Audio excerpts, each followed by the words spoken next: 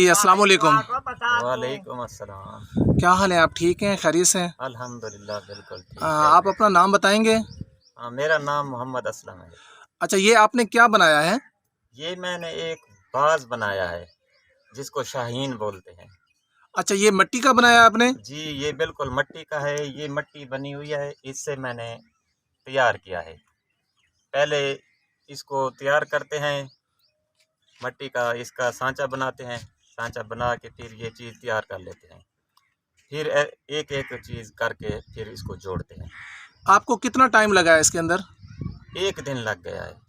ایک دن پورا لگ ایک جاتا ہے دن اس میں؟ پورا لگ، کیونکہ یہ مٹی ہے نا، یہ بڑی نازک چیز ہے، بہت نرم ہوتی ہے، اس کو تھوڑا سا سکھانا پڑتا ہے، پھر اس کو آہستہ آہستہ چھیلنا پڑتا ہے، چھیل کے پھر ہمارے اوزار ہوتے ہیں ان سے ان کو تھوڑا تھوڑا سیف کرنا پڑتا ہے، سیف کر لیتے ہیں جب اس کو، پھر یہ مکمل ہو جاتا ہے، پھر یہ بھٹی میں پکایا جاتا ہے۔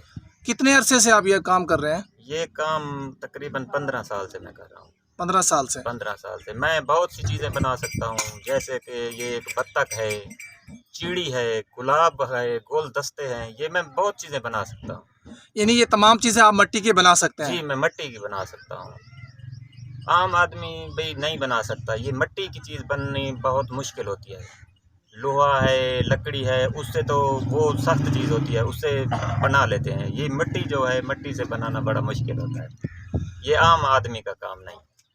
بہت مہربانی دوستو، یہ بھائی نے باز تیار کیا ہے جس کو شاہین بولتے ہیں، اور یہ بھائی فرما رہے ہیں کہ میں مختلف قسم کے پرندے اور بھی بنا سکتا ہوں، اس کے علاوہ بچوں کے کھلونے اور اس کے علاوہ گلدستان وغیرہ، یہ سارے کے سارے چیزیں میں بنا سکتا ہوں مٹی کے ساتھ۔